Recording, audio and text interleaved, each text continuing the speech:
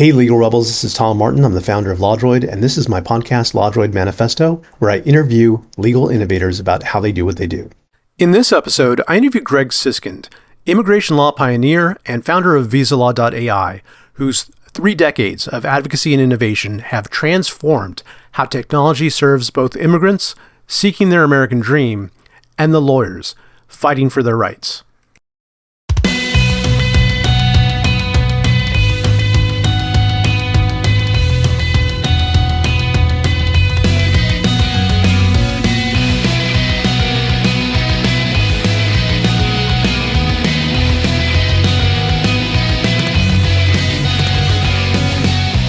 Welcome to the LawDroid Manifesto podcast. I'm Tom Martin, your host.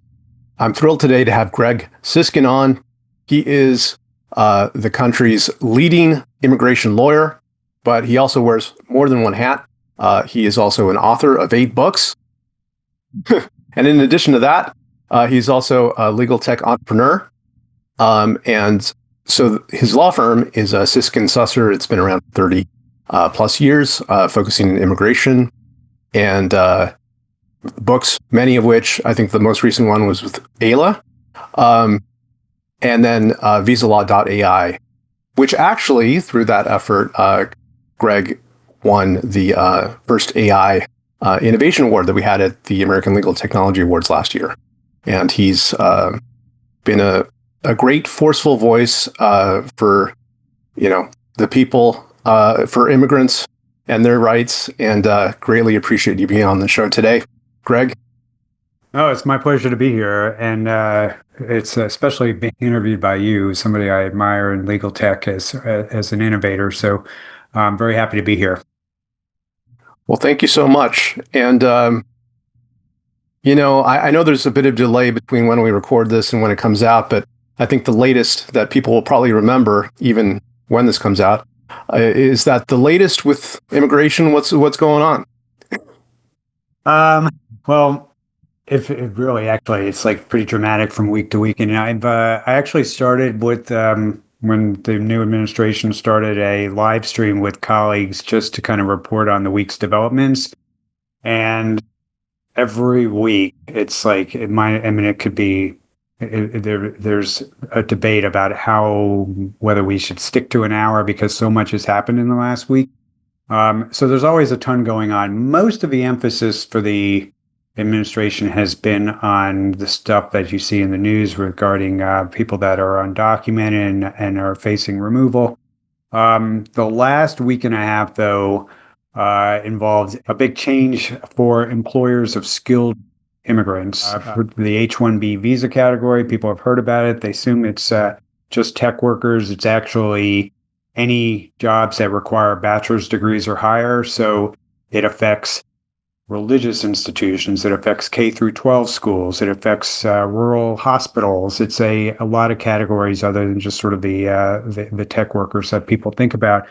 And I have I've been drafted onto a legal team that's working to challenge a proclamation that the president signed about a week and a half ago that charges a $100,000 tariff per H-1B worker, which is a lot even for your big companies out there, but it's pretty impossible for a church that's planning on paying $100,000 to bring a priest over, or a K through 12 school that's trying to get a math teacher in a rural school district. It's not going to be realistic for those kinds of jobs. So I'm on that team, and that has been it's been an intense last 10 days working on that.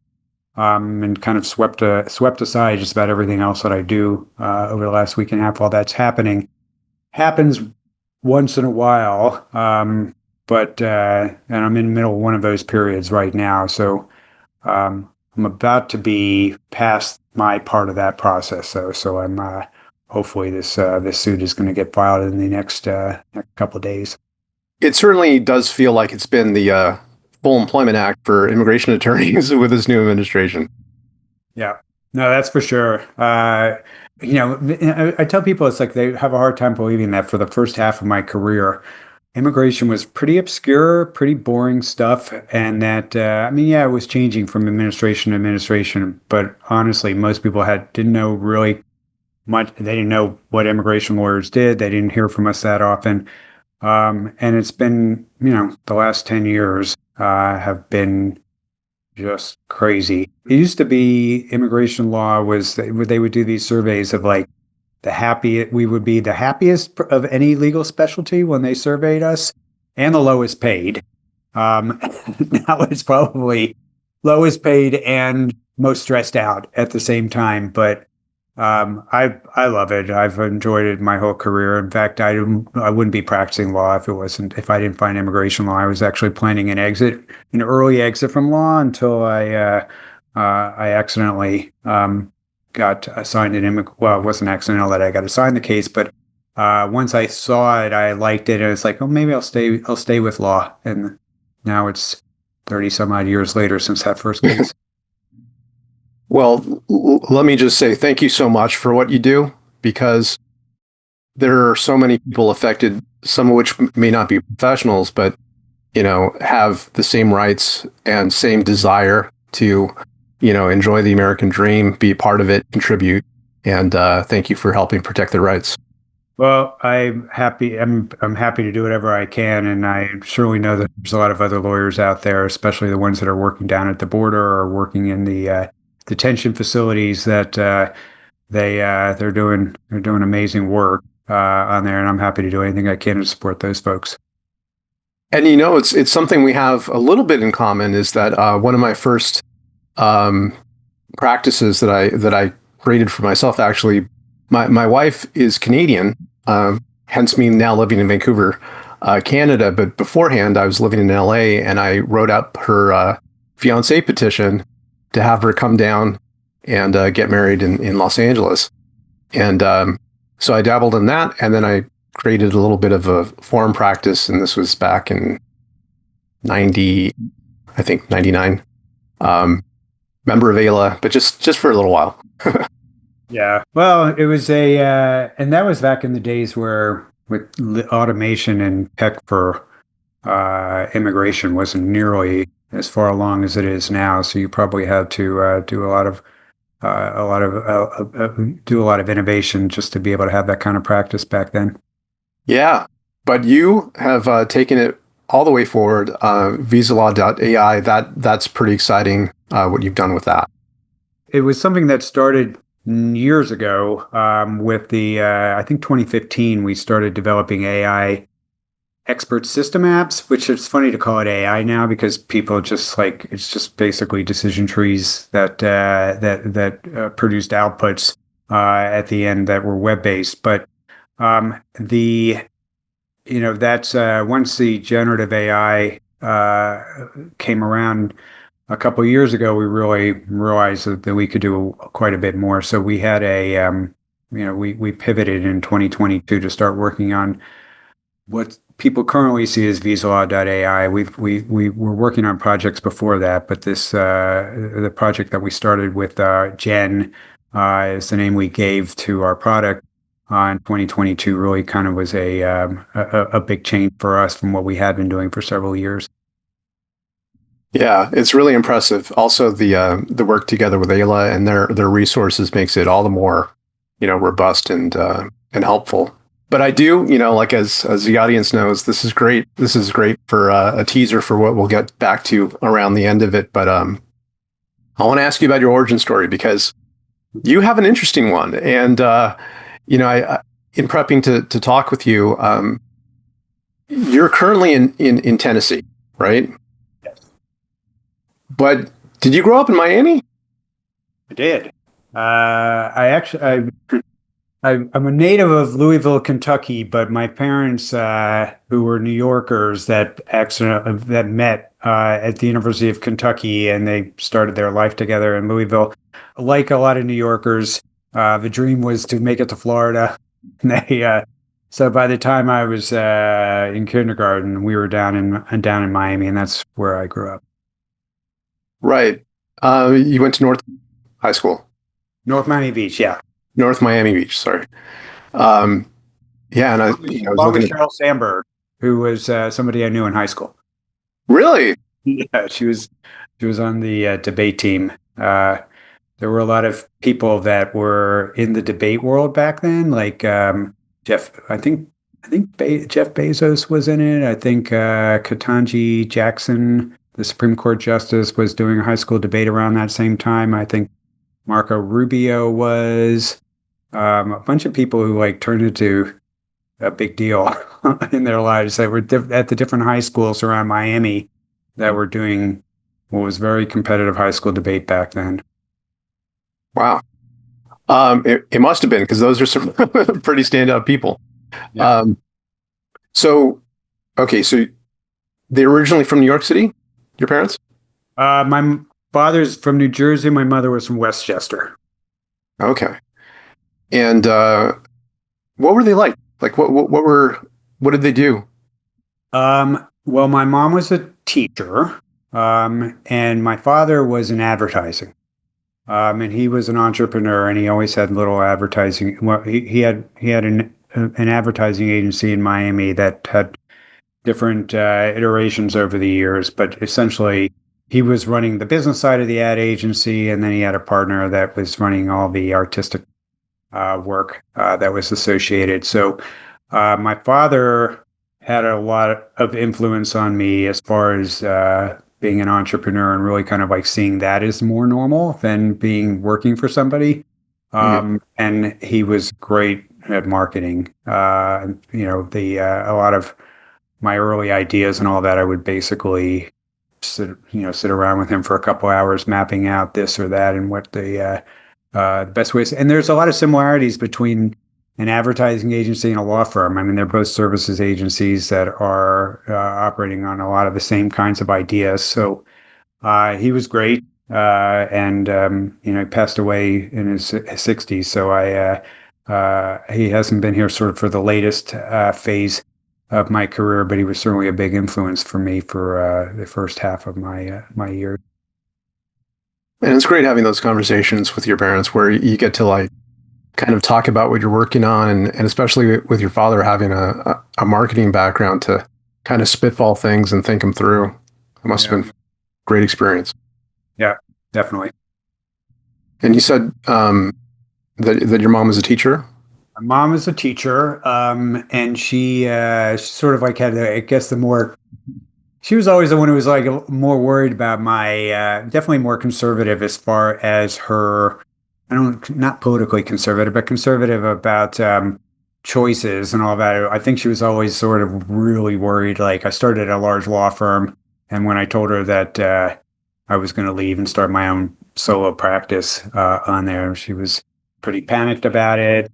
I think she had dreams of my being a doctor from from day one. So my mother, she's sort of come to, and she's very much still with us, has come to, I think, appreciate it. My sister actually ended up doing something similar, where she started working for another law firm, and then and then she eventually bought out with another lawyer the firm that they were working for, and she has been with the same firm her whole career, first as an employee, and now she's an owner of the practice. So we traded a lot of notes about law firm economics. Was it a big family besides your sister? Did you have any other siblings? I had a younger brother. He was an entrepreneur as well. He was in the car business. He passed away a couple of years ago in an accident, but he was sort of similar to the three. It's kind of funny that we all ended up basically running businesses. The two lawyers and the car dealer. It's an interesting combination, but yeah, and I think we were all influenced by my father, probably in that regard. Well, my condolences on his passing. Thank you. So were you the oldest, or was your sister? I'm the middle. Okay. Take that for whatever direction you want to go on there, but there were definitely, I think what they say about having three children myself, I sort of like I've kind of noticed the same kinds of dynamics on there between the middle of the baby and the oldest. Yeah, for sure. I have two girls, so my older one is definitely a bit more responsible and practical and pragmatic, and my younger one is, I wouldn't say attention seeking, but she definitely knows how to get people's attention, and a lot of fun. Yeah, but the youngest one turned out to be the lawyer. That's pretty. So that's been kind of. She's just started. She just graduated law school and took the bar exam, so she's in that waiting period right now. But she is not an immigration lawyer. She's going into copyrights and trademarks. So it's a very different world. But I pay a lot more attention to that world now because I'm a business owner for the with the software business that we have. I have to think a lot more about IP issues than I ever have. So it's been kind of fun for me to be pressing my daughter for advice on different kinds of issues that we're having to deal with, and she's got a lot of thoughts. Your father definitely sounds like an entrepreneurial inspiration there. Was there anyone that kind of gave you the idea of going into law? Like where did that idea come from? Well, so first of all, high school debate was a big influence, and I did that for all of high school. Even before that, they used to have these public speaking tournaments. The Optimist clubs in Miami would run these speech tournaments. So I had that background. I had a weird educational background a little bit, where I ended up skipping a year of high school. So I was 17. I just turned 17 when I left for college, and then I also ended up. I had a lot of AP hours, but when I got there, so I ended up finishing college when I was 19, and then I went to law school. But I really, at that point, it was like, if I don't like it, I'm like, I still have a lot of time to make decisions on it. So I was going to law school, I don't want to say to kill time on there because I actually wasn't really interested in the subject. I just wasn't sure yet whether I was going to be a lawyer at that point, but I figured that it would be a really good background to have a law degree for whatever I eventually went into. I thought I might be interested in doing something involving legislative drafting, which is not something you would typically think of as an undergraduate that you wanted to get into, but I really liked that field, and I had done an internship in Washington, and that was something I was thinking I was going to get into, where I would get the law degree, maybe practice a very short time, and then try and get a job on Capitol Hill. That was the plan. And then, so I was I went to a large law firm at the beginning, figuring I could try it out. With larger firms, the benefit is that you can try a lot of different kinds of work out. And I was mostly doing corporate work at this firm, some environmental work, which factored in a very nice way into letting me move into my own practice because I co-authored a book that I made a lot of royalty money on that helped to finance my leaving the firm. That was an environmental law book. But the immigration work was the first thing that actually made me think that, no, I want to stay in law. This was something that I really liked. So even though at the beginning of my career, I didn't think I would be doing it for more than a year or two, as soon as I got into immigration law, I knew that I was going to be in it for the long haul. So your first exposure to immigration law was at that law firm, the first one you worked at? Yeah. So yeah. This is a big firm in Nashville, great law firm that recently got bought out by a big global law firm on there. So they had an immigration matter that came in. Actually, so I got that case assigned to me because I had written in law school, which I didn't even think it was an immigration law article, but I wrote a paper in law school on the integration of the European legal profession and basically how lawyers in one country could practice in other countries and why it was easier for a French lawyer to practice in Germany than an Alabama lawyer to practice in Tennessee. Yeah. There. And that paper got published by the ABA's International Law Journal, and a partner at the firm saw it and decided that sounded like immigration law. And so when he was the one who had the most international practice in the law firm. And so the next time an immigration matter came in, which he would normally refer out, he said, "Why don't you try it and see what you think?" And I did, and it was great. One thing I want to emphasize to everyone listening, you mentioned it, but I think it's extremely impressive. Graduating early from high school, burned through Vanderbilt in 2.5 years, bachelor's in political science. That's wow, that you were on fire at that point. And you have remained so, like the remainder of your career. Well, I tell people it's like I was also paying my own way through. I didn't want to get any money from my parents once I left. I felt like I wanted to be independent, my own person. So I also figured out that you could save a lot of money if you got college credits in high school, and then you also took heavy loads in college and did summers on there. So that had a lot to do with it. Also, was just wanting to be completely independent. Understood. And then also like the ties, like you're back in Tennessee again. Well, you went to Vanderbilt undergrad, but you went to the University of Chicago Law School. So Yeah, a Miami boy going to Chicago. I was cold. It was like I gotta head back south. I had friends in Nashville and from college, and I just decided that, and it's a great city on there. So I decided I'll go back to Nashville and figure out what I want to do, hang out with friends, and then go from there. But I actually met my wife about 2 years into practicing at that firm, and she was from Memphis. So once I had my law practice up, and she was, I guess we'll probably talk about sort of the next phase, but most of my clients were not in Tennessee. So my wife, who, raised to me, that's like, why do we need to be in Nashville? Why can't we go back to Memphis if your clients are mostly not in Tennessee anyway? So that's how I ended up back in Memphis, where my wife is from, and we've been here since 1998. So I'm almost a local. Takes a while in Memphis. yeah, I mean, I love Tennessee. I've been lucky enough to work with Tennessee Alliance for Legal Services, and also like Kat over in Vanderbilt is Saw her the other day. yeah, I've seen a lot of it. And last time I was there, my wife and daughter went over to Memphis to go to Elvis's Graceland there. I want to get into the transition because you worked at that firm for 4 years before you launched your own thing, right? So I was, like I said, I was in the corporate department doing a little immigration work, and also on loan to the environmental department. And that matters because I got assigned this project to work on a 50-state research project on medical waste law, which at the time there was all these needles washing up on beaches in Long Island, and there was all this new legislation that was trying to regulate it. It was during the HIV era.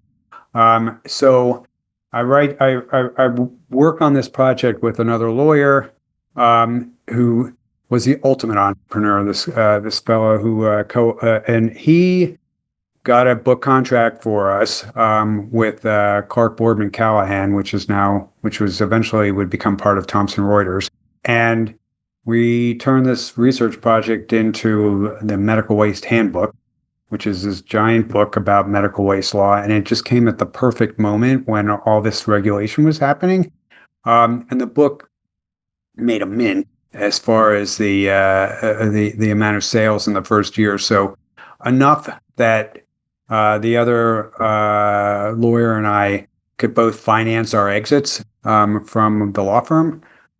So he started a medical waste collection company and did phenomenally with it. And I used my money to put down on an office condo and live off of the royalties for a few months until I could actually survive with actual legal work.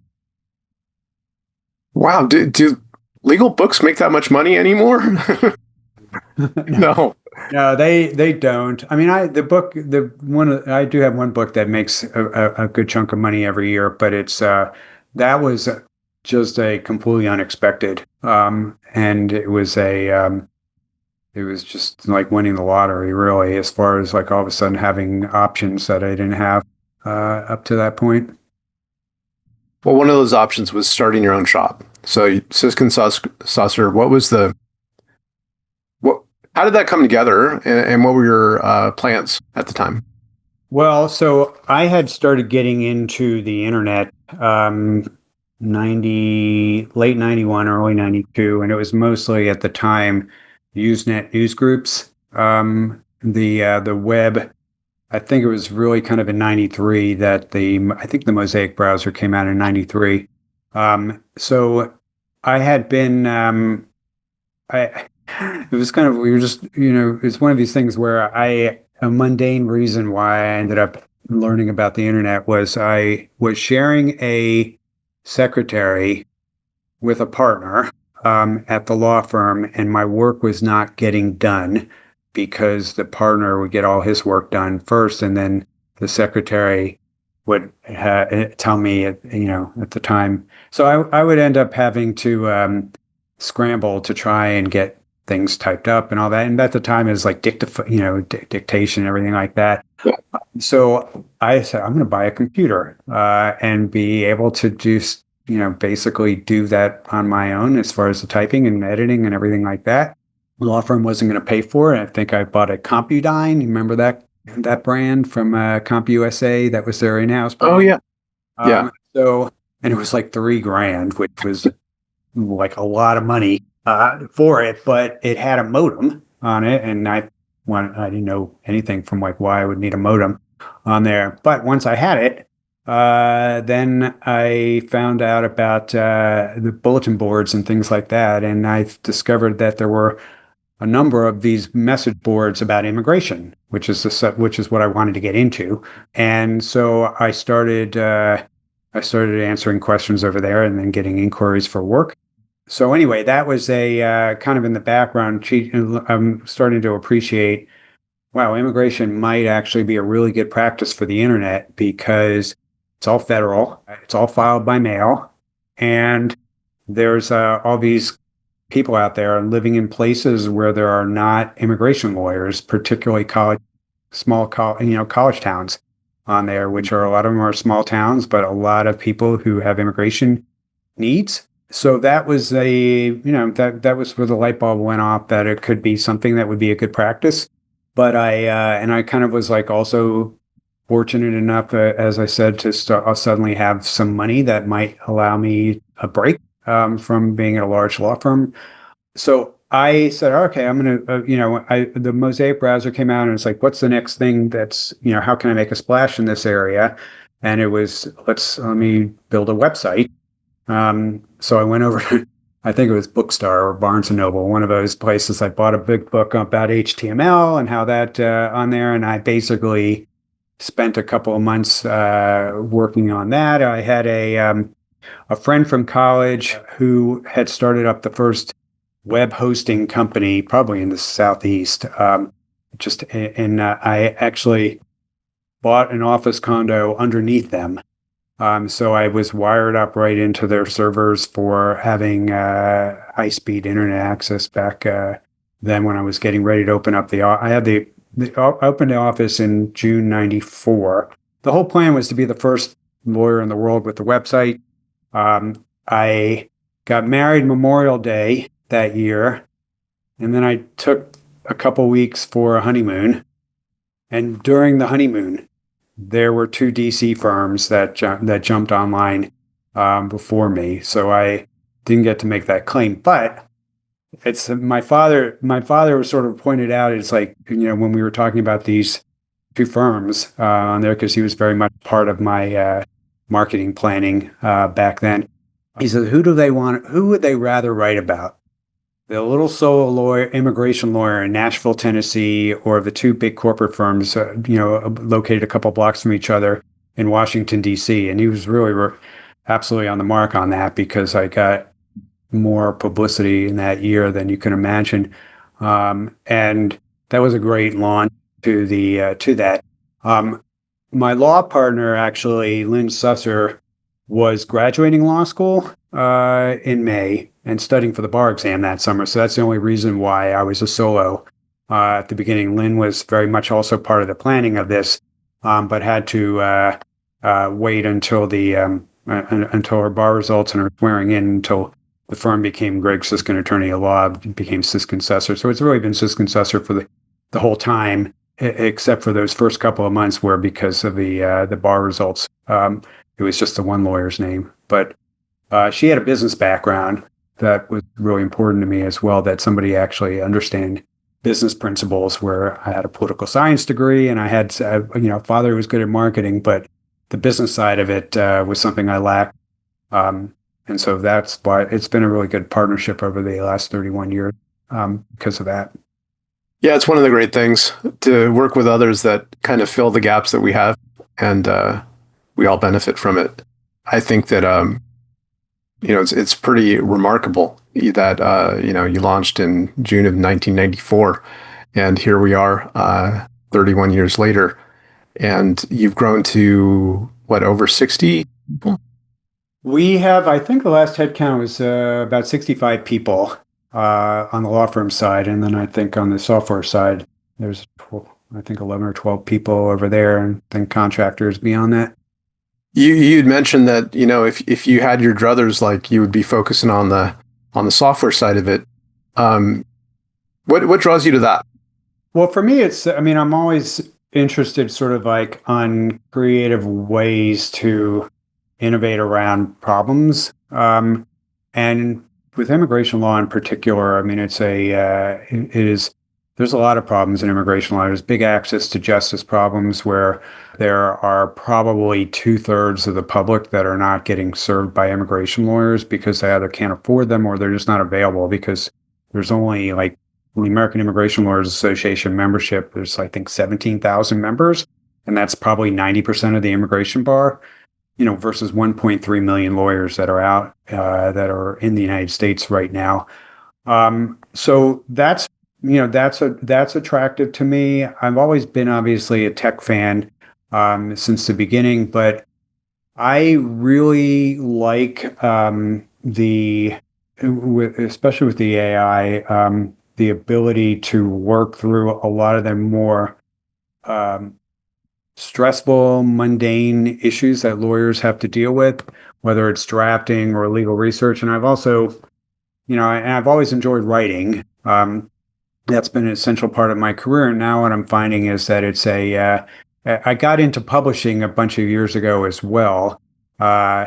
Reed Trouts and I, back to back, were running the ABA's law practice book publishing program back in the early 2000s. And I've seen, so I started a publishing house spinoff from the law firm maybe about 12, 13 years ago, and really enjoyed that part of it. And I see the AI work I do now also as an extension of the publishing business that I was in before, for a lot of reasons. There's similarities, and I think actually the content owners have a lot of options in AI that that are unique on there. So I like that part of it. I really have close relationships with immigration lawyers all over the country that I've over the years, partially because I've written a lot of the books and that they read, and also I've spoken to a lot of their programs. So I have all these relationships, and I love the being able to sort of serve up this technology for them, and something that I can see every day is making meaningful differences for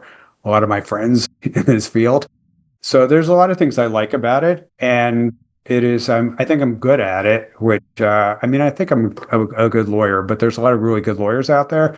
But there's not a lot of people that are doing the technology development for them. And I really feel like having the legal background and still being very much a practicing immigration lawyer, that makes a big difference in the product. And so I say I would love to be working on that all the time, but really, actually, I do like to be still connected enough with immigration law on a day-to-day basis that it shows in the product. So I hope that answers the question. Yeah, definitely. And you see that, right? Because you're essentially like your target customer. So when you use the product and when you make it, like you're basically fine tuning it for yourself. Someone else that I interviewed that's in a similar position as Cecilia Zanidi with GCAI, and her coming from like a general counsel kind of position, like can really adapt the product, and so like that really brings the feedback loop down to seconds or hours or what have you to improve it.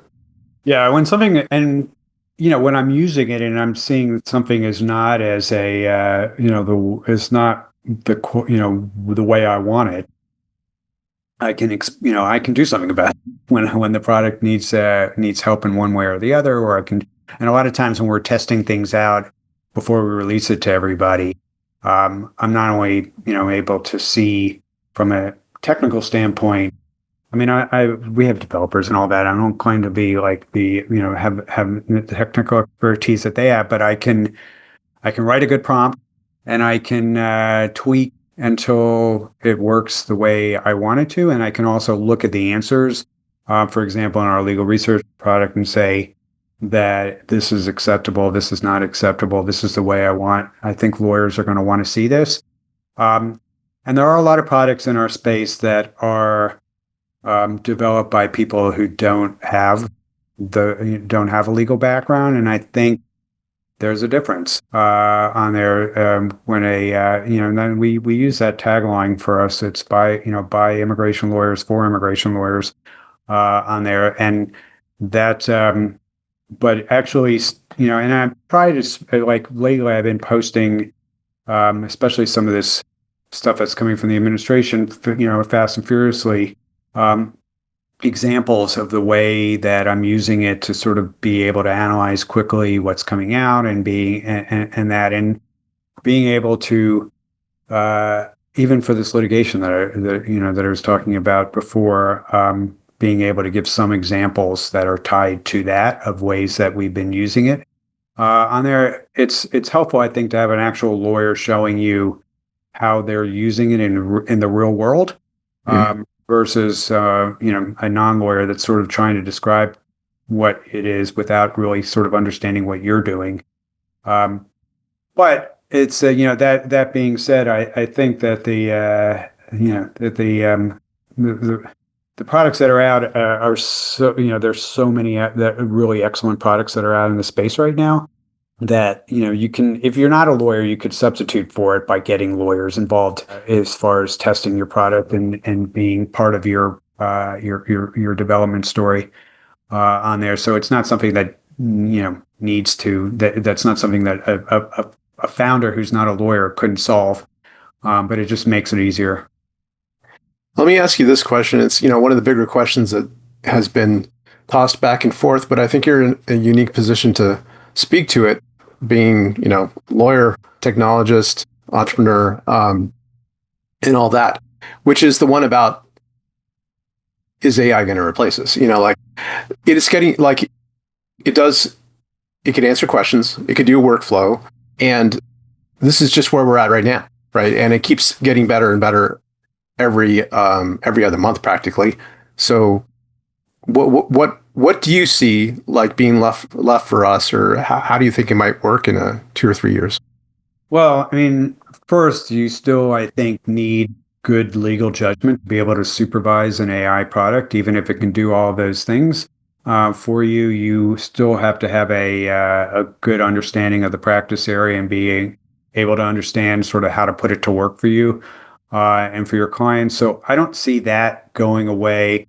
I also see a lot more time for lawyers to be able to focus on things that require the human touch. So we all know that the number one complaint against lawyers in general is that they are not communicating with their client. Why aren't they communicating with their clients? Because some of them are just don't do it because they don't want to, but a lot of them are not doing as much communication because they don't have time. They are really focused on the day-to-day. And, I would like to think that when lawyers can delegate a lot more of their day-to-day work to an AI, that it will give them a lot more time to be the consigliere, the advisor, the close advisor to their clients, and kind of like, guide them through the process, the Sherpa, essentially getting them to the summit for what they're trying to achieve from an immigration perspective or from any other legal perspective. That is,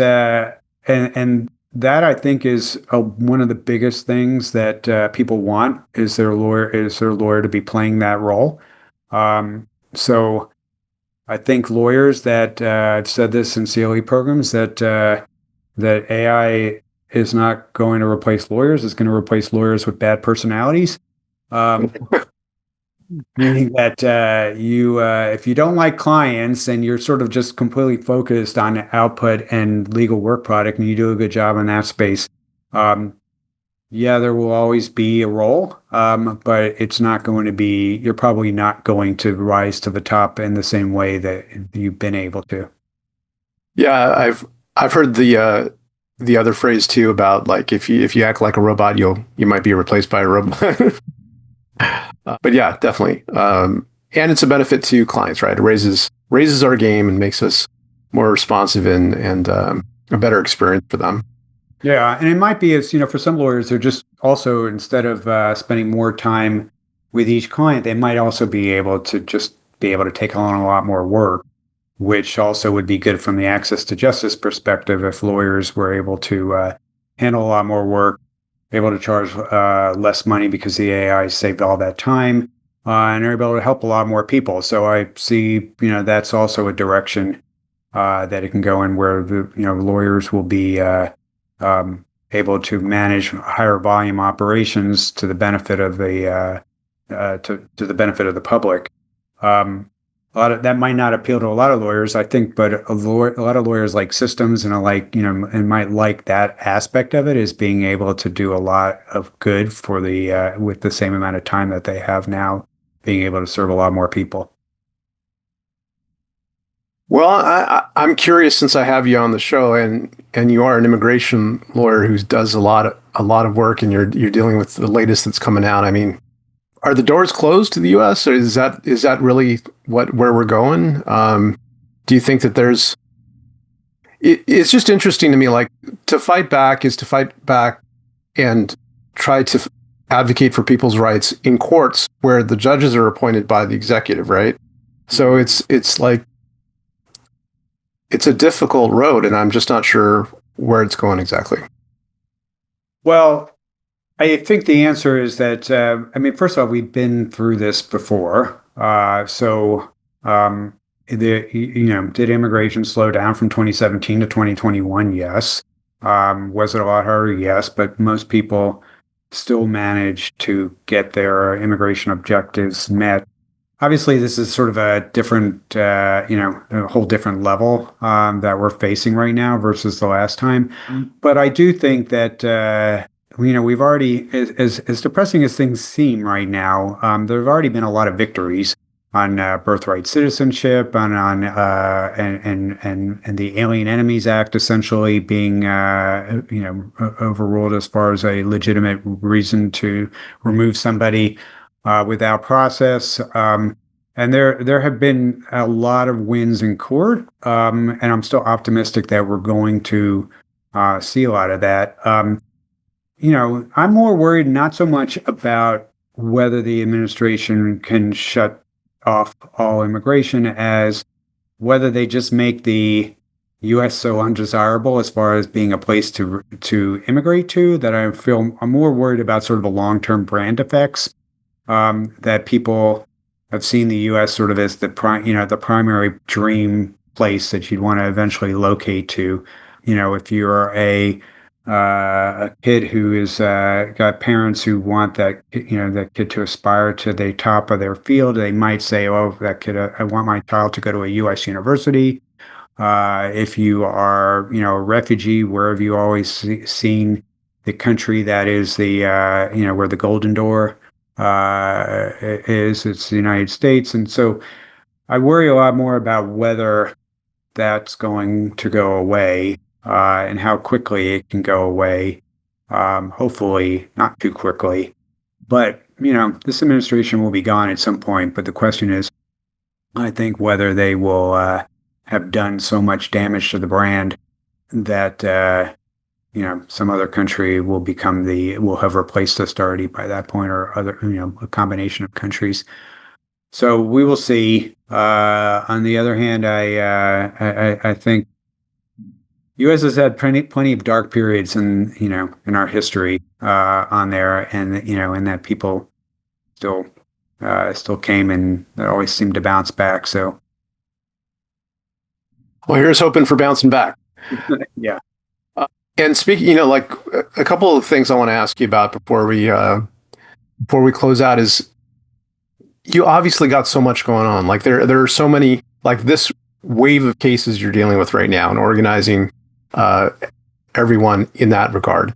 And then you have, VisaLaw.ai, and then I don't know if maybe you're even working on a new book now, but you have a lot going on. How do you how do you do it? Like, what's a tip for the audience about how they might be able to pull that off?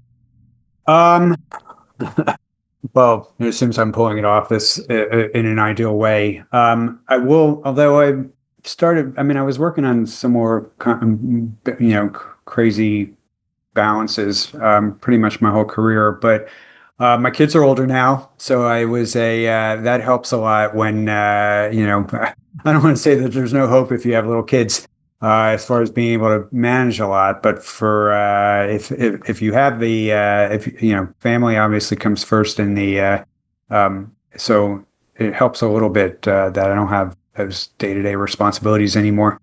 But I think it's just it's, a lot of it's just staying organized. Certainly, there's a lot of tech tools that help you stay organized in ways that you couldn't before. I've also scaled to the point where a lot of the day-to-day work that as an immigration lawyer is at our firm is being handled by other people. So that helps a lot where you can kind of have the ability to change your job description around, focus on the things that are the most important to you. And sometimes I find overlaps where something I'm doing for one is really beneficial to the other. So that's helped a lot. For example, with I do like a live stream every week about what's the developments in immigration law I do with colleagues from the law firm. But that also helps as well. And I'm managing the curator for the library that we maintain for our AI product on there, and it helps a lot to be very familiar with everything that's happening in the space to make sure that the library itself is being updated as well. So I can use, that I can do some crossover there. The litigation work I'm doing right now has been a great way to show off some of the AI capabilities that we have, and so I try and look for ways that I can sometimes get a double benefit from it. Certainly, the writing projects I work on in a lot of cases. I mean, a lot of the big book that I work on for AILA, this practice and procedures manual, is 4,000-page monster. That is great for AI on there. And that is why I knew that we could build a really good product, because I was an early tester of CoCounsel before CoCounsel released their product on there. And I was able to have my book in that product to be able to test out how it answered questions. And Pablo told me that I should look at trying to build this company on there. So he was a great encourager on there. But I sometimes find ways that I can sort of leverage what I'm doing in one space to help me in another. That's a great piece of advice for everyone. Like, if you could double it up, if you can get more mileage for what you're doing, why not? And yeah, absolutely. Like, that playbook it works perfect with LLMs, right? Because that's all the fabulous context that helps to inform it. It's a big systems manual, basically. Yeah. So related to that, after being so busy and doing all of these things in all these different ways, from writing books to AI to practicing immigration law, what makes it worthwhile for you at the end of the day? Well, I mean, first off, what attracted me initially was that it's substantively just a super interesting area of law. I always have thought that sort of the whole country's history is intertwined with developments in immigration law, whether you went back to the Alien Enemies Act or you went, forward through the Chinese Exclusion Act and through the, all the developments throughout the at American history. I thought that was really interesting. And also it's, I mentioned my interest in a Capitol Hill career, but immigration law changes a lot more than almost any other area of law. So, and every administration thinks that they can fix it, whatever their views are on it. So that part of it's always been really important. Immigration lawyers, I think, are a kind of a unique bar as far as the types of personalities. So I've always loved my colleagues all over the country. It is very collegial. Maybe it's that the government's the common opponent here, and that we all are interested in kind of in helping each other out. But I like that. I just saw, by the way, that the immigration bar is now 70% women. And that's been sort of over the years has been progressively more and more. And I think there might be you can do some analysis maybe why women are attracted to immigration law, but I think a lot of it comes down to it's like you really see the results of your work in, very tangible ways and I'm a firm believer in the rights of people to live where they want to live. And the United States is their choice. I would like to make it possible for them to be here. But so I really love the results of every time I win, I feel great about it. I'm not so sure in other areas of law if you sort of get the same, really the same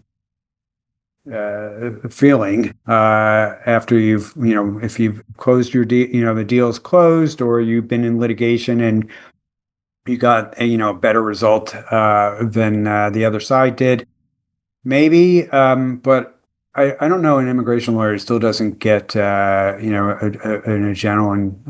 adrenaline boost when they have good news to report to their clients.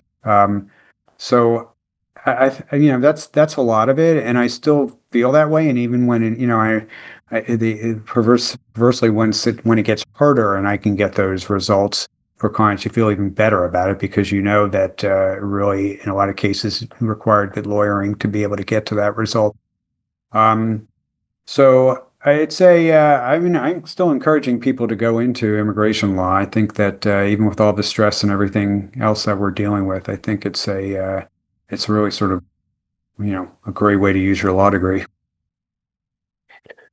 Well, it's a great thing that you've done, and that all immigration lawyers do. But I especially appreciate what you've done over the past 30 years in helping people and defending their rights and making a difference.